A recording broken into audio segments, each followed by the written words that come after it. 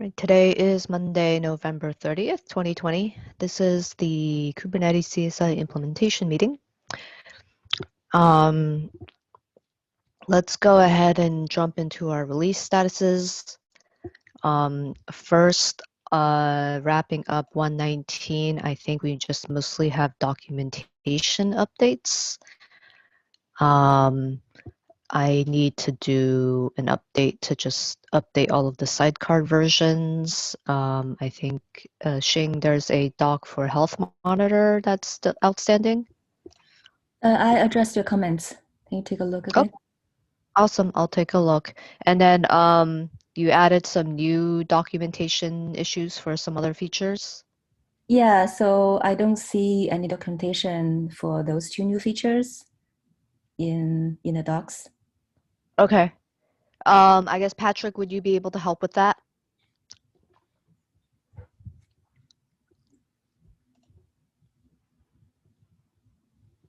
You're on mute. Okay, wrong button. Documentation for Health Monitor, or which Sorry, if okay, generic, sorry.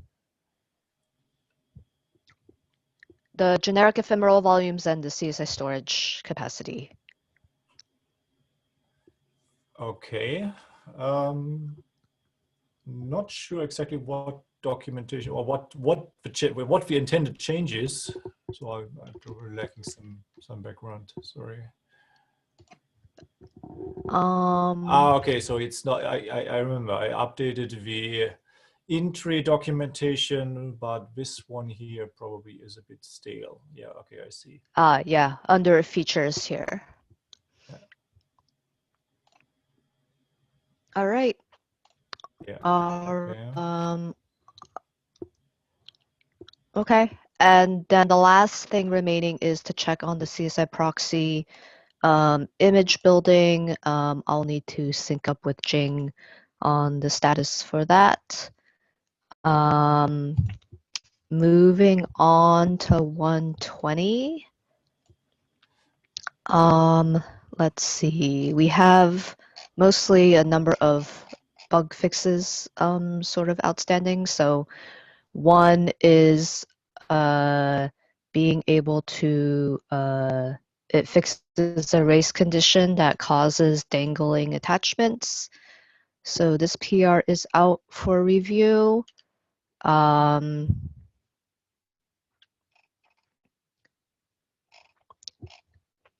It looks like it's just waiting. I think they don't want this to be merged for 1.20. They want this one to Okay. be 1.21, looks like. That's fine. We can merge it for 121, and if we think it's small enough, we can try to backport it to a 120 Yeah, we can put try later. Right now, probably I think they probably don't want to risk the release date. Agree. That makes sense. So maybe I'll just move this to, I'll move this to backlog. We'll track it for 121. Next up is another bug fix about cleaning up save volume data. Yeah, so this, I added the unit test, or I worked on the unit test last week and I pushed it this morning. I've spoken to Hamon about it. The old code and the new both passed the unit test, but he agrees that the new implementation is better than the way we used to do it. So the last commit adds the unit test and it's just running through the CI jobs now. Awesome. Cool. I think this is also something that we'll probably want to wait until the branch opens for 121, merge it, and then cherry pick it to a 120 patch. Agreed. All right.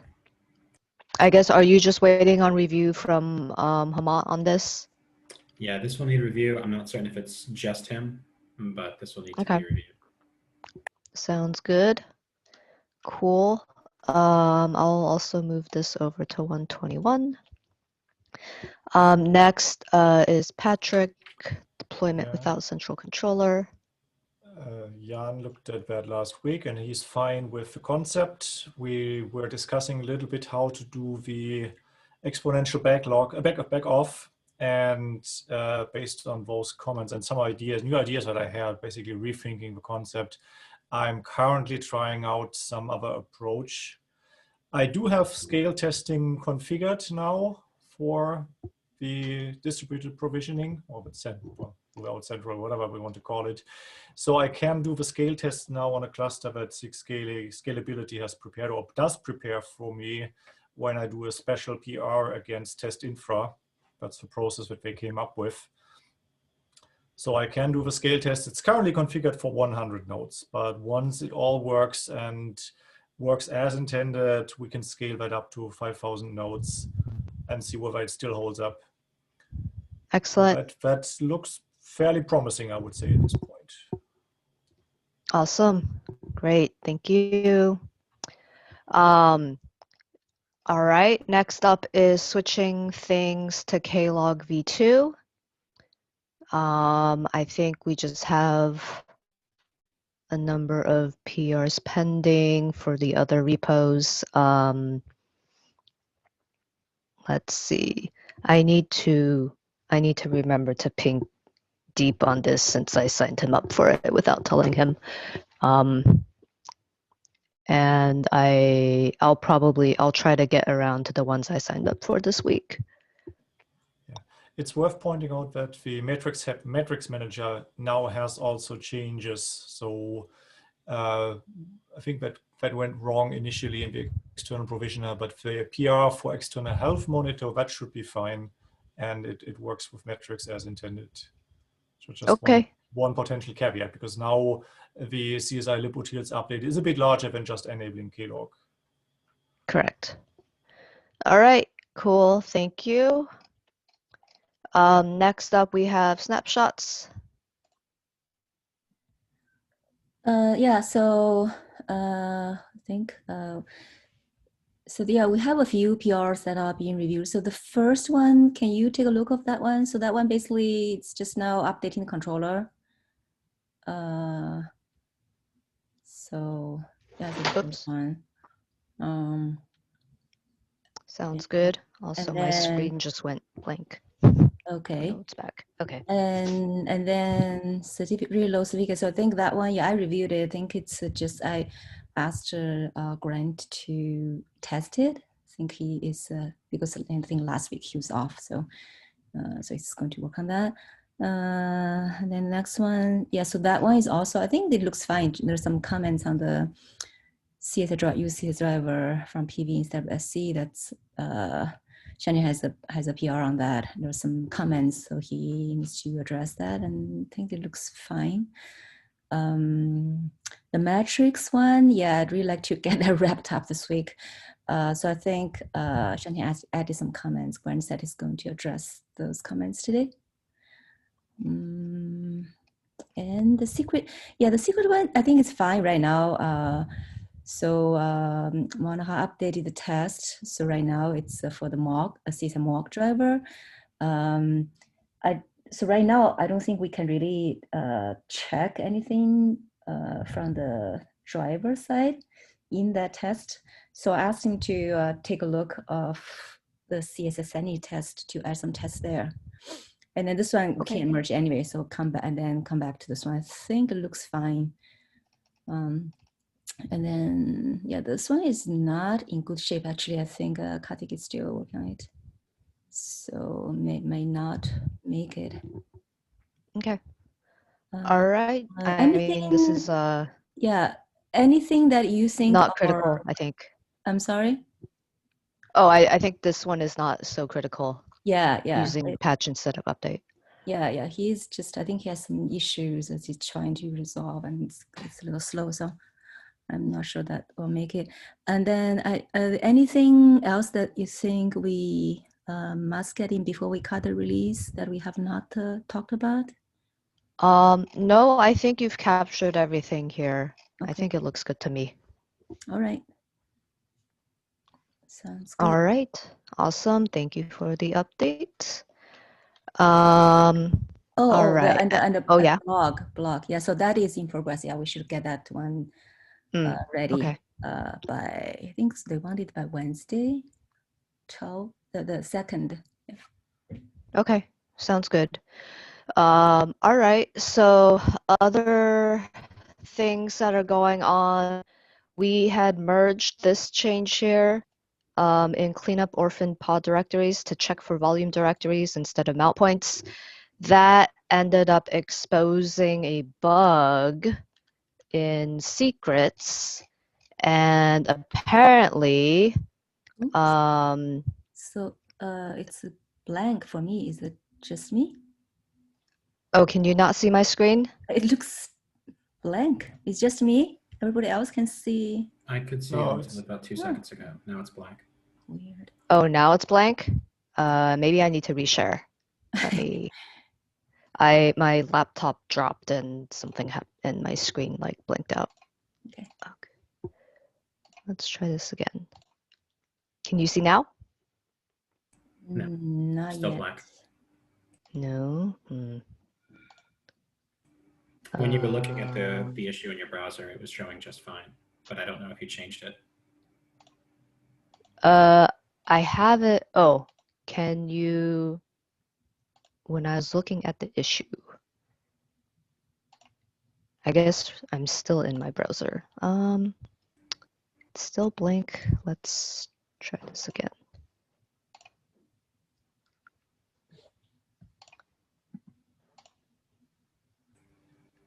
All right, is that still blank? Still Yeah. blank. Okay, let's share my whole screen. How about now? Yeah, it looks like it's showing something now. Right now it's the Zoom, but looks like Okay. yeah, works. You can see this now? Yeah. Okay, cool. So yeah, this change merged and then it uncovered a bug with secret cleanup. Apparently in some scenarios, the secret directories are not getting cleaned up. And so we had to revert this change and investigate the secret cleanup. And I think Jing is looking at this, so it looks like there might be a race condition or something. All right, but I think we might have to redo and consider this fix for 121 instead of 120. So I'm adding that back to the, I guess it should be the 121 list. All right. Let's see. We also have this bug fix here. Yeah, I just started. I just started looking at that. Okay. Awesome. Thank you. That we can't really. Yeah. So by looking at the provisioner, we can't really tell. We can't really tell like that. It's just name can be anything, right? There's no really. Yeah. I think we would just have to detect if it's CSI or not. Right, but we don't want to do that too late, right? We want to do that before it really goes to provision, right? Or do we want to? I mean, because the CSI, the one in the spec, that is in the PV spec, right? But that by that time, I think it's kind of late. It's already done. We want to detect that early, so that's why I was looking at the storage class, the provisioner. So I will take a look and see where to detect that. We don't want this to happen, right? We don't really want this provision to happen at all, right? We don't want it to go ahead and call. So yeah, so I think there are some other places in our code where we explicitly check, is this plugin a CSI plugin?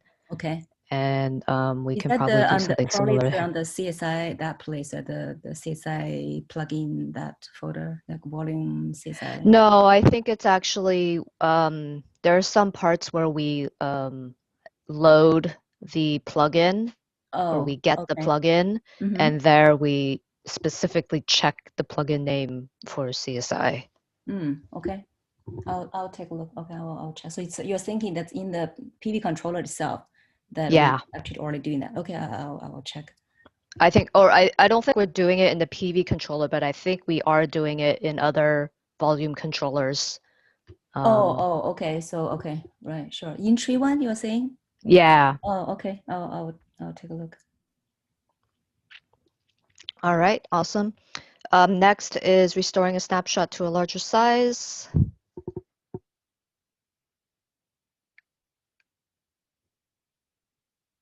I guess, Jan, are you on the line? Yeah, I'm here.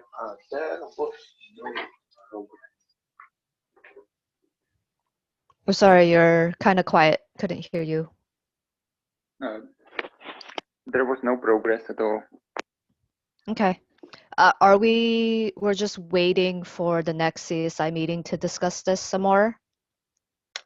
Yes, I think so.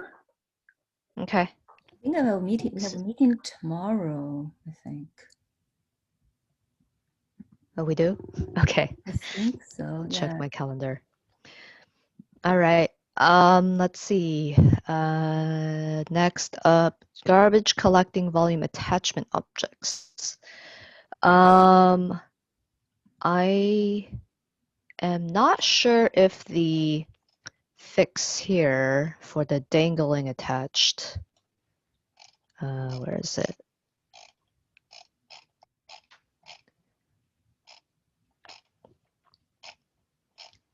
We have too many things on our backlog.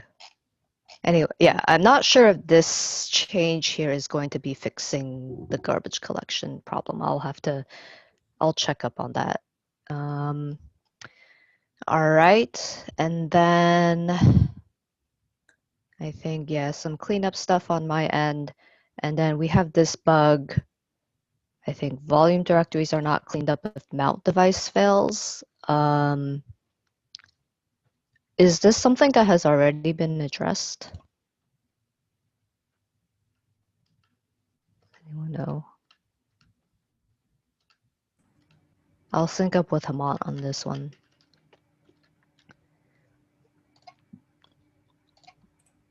All right. That's it for things we're tracking for 120. Let's move on to our agenda items.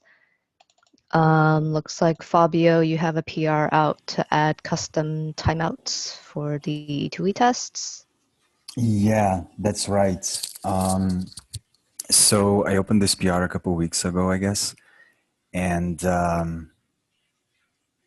yeah, we have it's mostly a CI problem.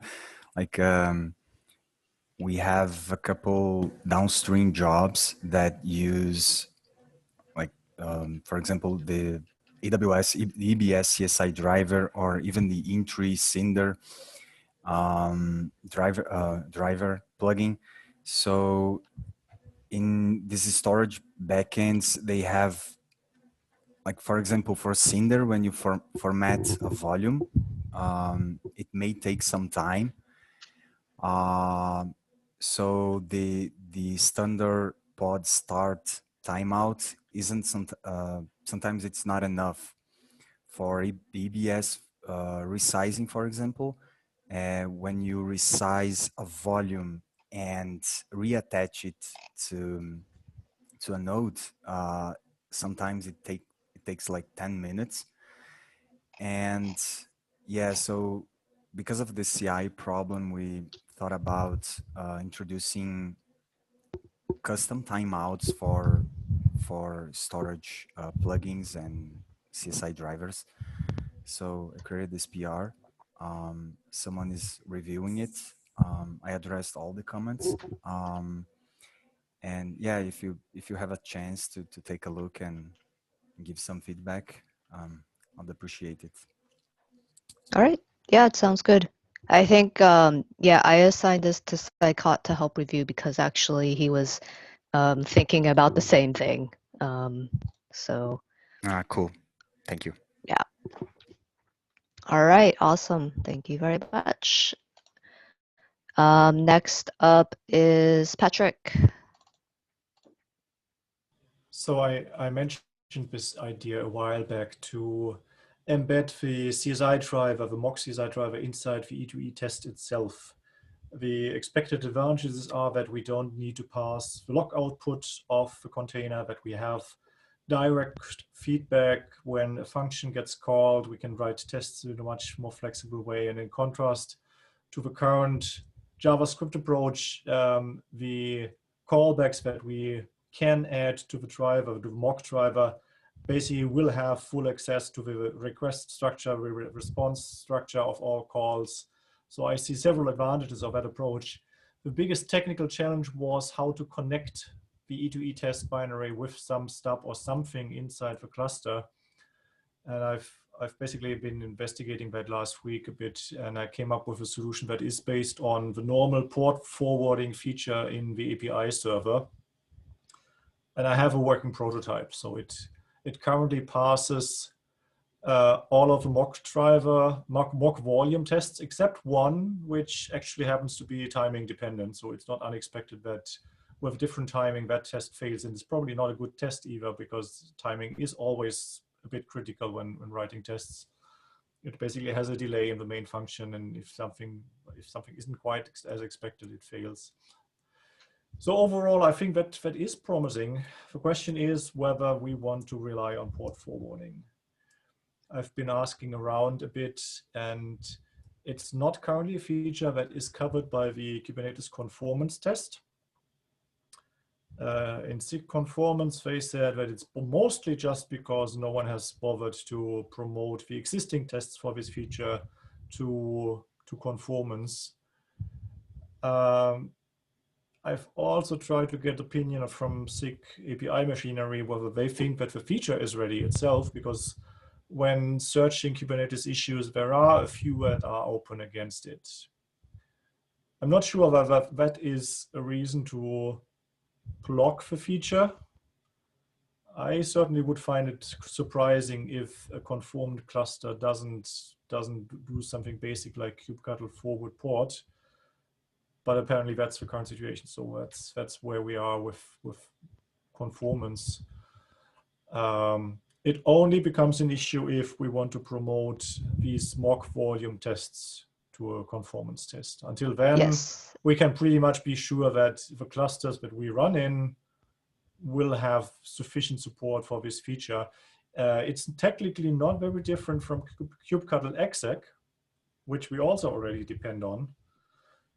Both of those depend on establishing a TCP stream through the API server. And if that feature, that's where some people have problems with load balancers in front of the API server and how that stream is handled inside the HTTP requests against the API server.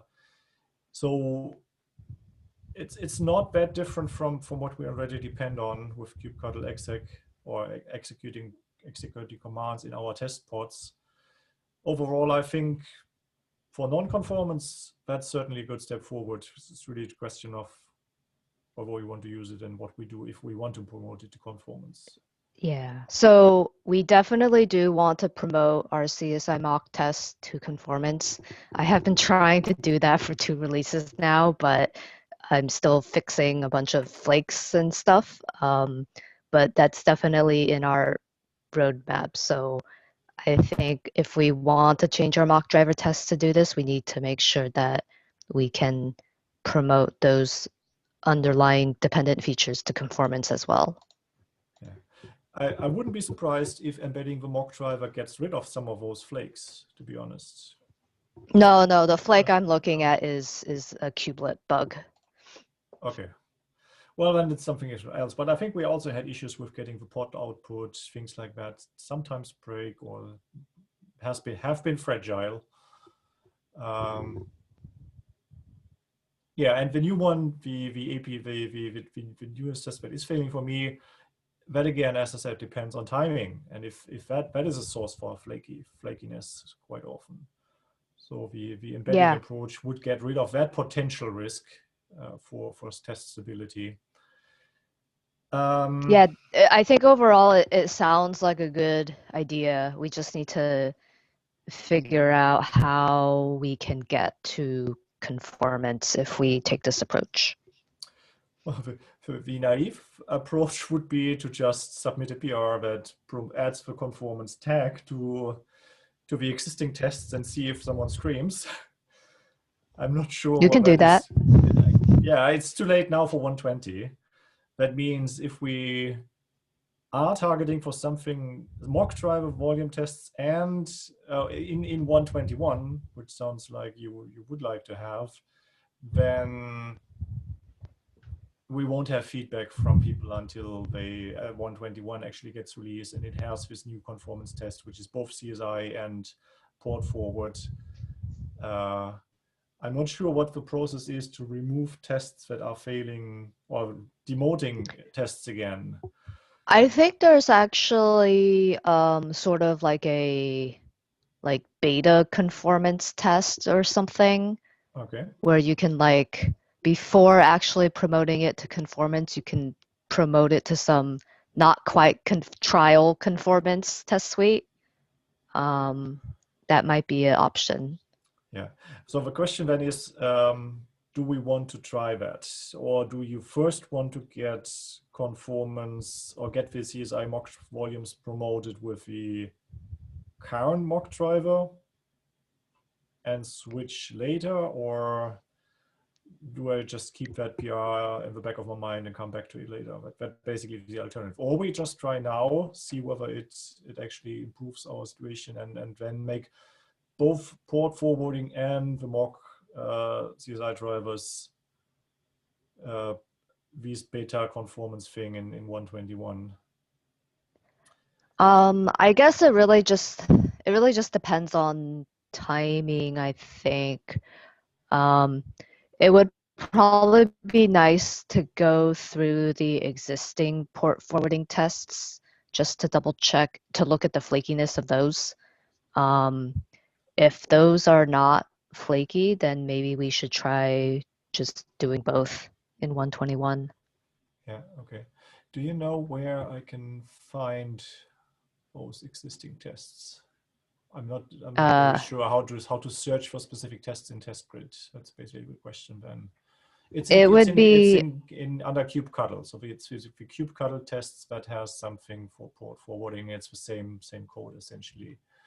Oh, I think most of the tests, most of the tests should be under test E2E. I'm not sure exactly where kubectl tests are though. Okay. Yeah. Well, I think I'll finish my prototyping. I have another idea of making it even nicer because the current connection establishing is done using SOCAT as a proxy inside the cluster. And I think I can do it with a simple modification in a better way by putting some stub code or some proxy encode into the mock CSI driver itself, a special parameter that basically says, yeah, listen on your CSI socket, but just forward the port. It's the same way as I currently do it with SOCAT, and I think that would be technically a little bit nicer. Once I have that, I probably would just submit a PR and we can have a look at the approach. And in parallel, I'm trying to figure out what the status is with port forwarding. All right, sounds like a good plan. Okay. Cool, thank you. Are there any other topics that anyone wants to discuss? Oh, can you pin? I think is that Shi Han who is working on the blog for the service account token. Yeah, I can do that. Due on web by Wednesday. Oh, it's due on Wednesday? Yeah. Oh, okay. Yeah, I'll ping him. Yeah, I thought it was like. Yeah, I thought it was like end of week because they say this week, but then they say they want the draft the 2nd of December. Yeah, so. Okay, sounds good. I'll go ahead and ping Shihong.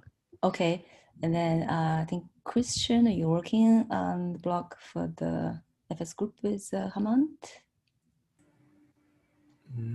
I don't think so. The only FS group work that I was doing on was the ability to specify it in the CSI drivers. No, I thought he said and he's all of that. working. He said he will be working with you on that because it will be just one block mentioned. We can talk about both, right? They're related. I'm not certain what you're speaking about, ma'am. I'm sorry. Okay. I'll just ping him. I thought he was. I pinged him. I told him that. It's possible he did, and I'm not aware of it yet. Okay, he So said it's he possible will something work we're with going to be you on working on. that. All right, that's okay. I will ping him. Apologies for the confusion. Yeah, no problem. I'll Okay. reach out to him as well and see if it's something I should be aware of. Okay, maybe just like maybe need like 2 sections. Maybe he will work on one, and then but it's going to be like one doc. Yeah. So I think we don't need like 2 separate blocks for this 2 related features, right? So one block cover both. Well, the doc Yeah, I think work, that makes sense. Yeah. the doc work for my features should already be merged. Oh no, not that. This is blog. This is blog. Release blog. Oh yes. Okay. Yes, I know what you're talking about now. We had talked about it very briefly a couple weeks ago. Okay. Yeah. Yes. Sure. So it's due. It's due this Wednesday. So yes. Can you just I'll reach out to him on that? Okay. All right. Thank you. Awesome. All right. Any other topics?